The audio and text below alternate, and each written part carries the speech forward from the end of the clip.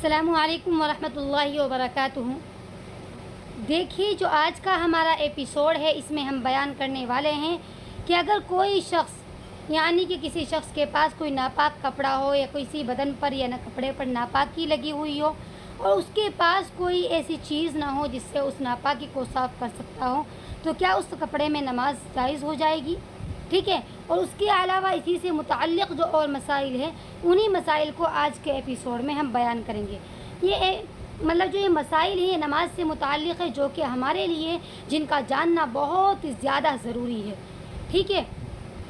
اگر آپ کو ان کے علاوہ بھی کوئی مسئلہ معلوم کرنا ہو تو مجھے آپ کومنٹ باکس میں لکھ کر بھیجیں، انشاءاللہ میں حوالے کے ساتھ اور دلیل کے ساتھ میں آپ کو اس مسئلے کا جواب دوں گی۔ ٹھیک ہے، اور اس کے علاوہ دینی باتوں کو شیئر کرنا صدقہ جاریہ ہے، تو لہٰذا آپ صدقے کی نیت سے ہماری ویڈیو کو زیادہ سے زیادہ شیئر کریں اور چینل کو سبسکرائب ضرور کریں۔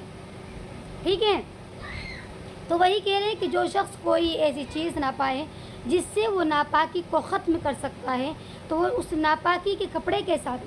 کپڑا ہو یا بدن وغیرہ پر لگی ہوئی ہو، تو اسی ناپاکی کے ساتھ وہ نماز پڑھ لے اور نماز کو دوبارہ نہیں پڑھا جائے گا۔ یعنی اگر کوئی شخص ہے، اس کے بدن پر کوئی ناپاکی لگی ہوئی ہے اور اس کے پاس کوئی پانی وغیرہ ایسا نہیں ہے، آج کے زمانے میں بہرحال ایسا نہیں ہوتا ہے، پھر بھی میں آپ کو بتلا رہی ہوں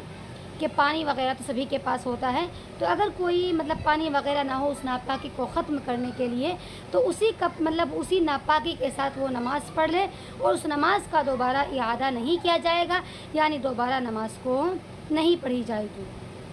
اس کے علاوہ یہ ہے کہ اگر کسی شخص کے پاس کوئی کپڑا نہ ہو جس سے وہ اپنے بدن کو چھپا سکے، اپنے ستر کو چھپا سکے، اسی طرح سے اس کے پاس کوئی گھاس پھوس وغیرہ بھی نہ ہو، تو برہنہ ہی نماز پڑھے گا اور نماز کا اعادہ نہیں کیا جائے گا۔ یعنی اگر کسی شخص کے پاس کوئی شخص برہنہ ہے، برہنہ یعنی بے کپڑوں کے ہیں،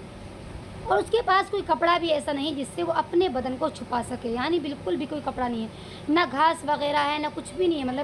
اس کے پاس کچھ بھی نہیں ہے، تو یہ کہہ رہے ہو کہ اسی حالت میں وہ یعنی برہنہ ہی بغیر کپڑوں کے ہی نماز پڑھ لیں اور نماز کو دوبارہ سے اعادہ نہیں کرے گا، یعنی دوبارہ سے نماز کو نہیں پڑھے گا۔ ابھی کہ کسی شخص کے پاس کوئی کپڑا ہے اور اس کا چوتھائی حصہ پاک ہے، یعنی 4 حصوں میں سے ایک حصہ پاک ہے، تو یہ کہہ رہے ہیں تو کہ پھر وہ برہنہ نماز نہیں پڑھے گا۔ یعنی اگر کسی شخص کے پاس کوئی ایسا کپڑا ہے جس کے 4 حصوں میں سے ایک حصہ پاک ہے اور باقی کے 3 حصے ناپاک ہیں، تو اسی ناپاک کپڑے میں وہ نماز پڑھ لے، لیکن برہنہ نماز پڑھنا اس کے لیے جائز نہیں ہے اس کپڑے کے ہوتے ہوئے، یعنی بغیر کپڑوں کے نماز پڑھنا جائز نہیں ہے۔ ابھی کہ جس شخص کے پاس کوئی ناپاک کپڑا ہو تو اس ناپاک کپڑے میں ہی نماز پڑھنا برہنہ نماز پڑھنے سے بہتر ہے۔ پیچھے جو میں نے مسئلہ بیان کیا اس سے پہلے، اس میں تو یہ تھا کہ اگر کسی کپڑے کے 3 حصے تو ناپاک ہوں، یہ 3 تو ناپاک ہیں اور ایک حصہ پاک ہے، تب بھی وہ اسی کپڑے میں نماز پڑھے گا۔ لیکن اگر اس کے علاوہ پورا ناپاک کپڑا اس کے پاس ہے، وہ گندگیوں سے بھرا ہوا ہے، اس پر گندگی ناپاکی لگی ہوئی ہے، تو پھر کیا ہے، تب بھی اس کے لیے بہتر یہی ہے اسی ناپاک کپڑے میں نماز پڑھ لے، برہنہ نماز نہ پڑھے۔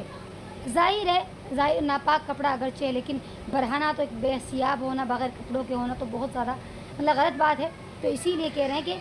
ناپاک والے کپڑے میں نماز پڑھ لے لیکن برہنہ نماز نہ پڑھے۔ برہنہ یعنی بغیر کپڑوں کے نماز پڑھنے کی اجازت اس وقت دی گئی ہے جب کہ اس کے پاس بالکل کوئی کپڑا کسی بھی طرح کا ہو ہی نہیں، نہ گھاس ہو، نہ پھوس ہو، کچھ بھی نہ ہو۔ ابھی کہہ رہے ہیں کہ جو شخص برہنہ نماز پڑھ رہا ہے، اس کے پاس کوئی بھی کپڑا نہیں ہے اور وہ برہنہ نماز پڑھ رہا ہے، بغیر کپڑوں کے نماز پڑھ رہا ہے، تو وہ شخص بیٹھ کر نماز پڑھے گا اور اپنے دونوں پیروں کو قبلے کی طرف نکال لے گا، جس سے یہ بھی نہ ہو کہ اس کا ستر وغیرہ زیادہ کھلتا ہوا نظر نہ آئے، اور وہ رکوع اور سجدے کو اشارے سے کرے گا، یعنی کھڑے ہو کر نماز نہیں پڑھے گا۔ وہ ظاہر انسان کھڑا ہوگا پھر سجدے میں جائے گا تو اعضاء جو ہے انسان کے وہ حرکت کریں گے، تو اسی لیے کہا جا رہا ہے کہ بیٹھ کر نماز پڑھ لے اور پردے کے ساتھ میں دونوں پیروں کو قبلے کی طرف ایک سائڈ نکال لے، عورتوں کی طرح مرد بھی، اور پھر اس کے بعد کیا کرے، رکوع اور سجدے کو بیٹھے بیٹھے اشارے سے کرے، دوبارہ رکوع اور سجدے میں جانے کی اس کو ضرورت نہیں، کیونکہ اعضاء جو ہے وہ حرکت کریں گے اور حرکت کرنا اعضاء کا مناسب نہیں ہے، تو اسی لیے کہا گیا کہ اشارے سے ہی اپنے رکوع اور سجدے کو کر لے۔ اس کے علاوہ یہ کہہ رہے ہیں کہ نماز ناپاک کپڑے کے پاک حصے پر نماز پڑھنا جائز ہے. یعنی کوئی کپڑا ہے, ایک جائے نماز سمجھ لیجیے آپ, جائے نماز میں جائے نماز ہے اور بھی کوئی جائے نماز تو نہیں آپ کہہ سکتے, لیکن بڑا کپڑا ہونا چاہیے, چادر وغیرہ. کسی شخص کے پاس کوئی بڑا سا کپڑا ہے, اس کا ایک حصہ تو کیا ہے,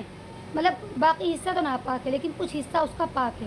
تو یہ کہہ رہے جو حصہ ناپاک ہے اسے چھوڑ کر کے پاک والے حصے پر نماز پڑھنا جائز ہے. کوئی انسان یہ سوچے کہ بھائی یہ تو پوری چادر ایک ہی تو ہے, اس کے ایک کونے پر ناپاکی لگی ہوئی تو دوسرے کونے پر میں نماز نہیں پڑھ سکتا ہوں. نہیں, ایسا کچھ نہیں. وہ نماز پڑھنا اس کے لیے کیا ہے, جائز ہے. ٹھیک ہے, یعنی نماز پڑھنا ایک حصے پر جائز ہے, جب کہ وہ کپڑا اتنا بڑا ہو کہ اس کا ایک طرف کا مطلب حصہ جو ہے وہ حرکت کرنے سے دوسری طرف کا حصہ حرکت نہ کرتا ہو. یعنی یہ کہہ رہے ہیں کپڑا اتنا بڑا ہونا چاہیے گا, ہمیں ایک طرف سے کپڑے کو اٹھا رہے ہیں تو دوسری طرف کا نہ اٹھے. اتنا بڑا کپڑا ہونا چاہیے. اگر اتنا بڑا کپڑا ہے تو اس کپڑے پر پھر انسان نماز پڑھ سکتا ہے دوسرے کونے پر اس کے. اگر کپڑا اس سے چھوٹا ہے پھر جائز نہیں. ٹھیک ہے,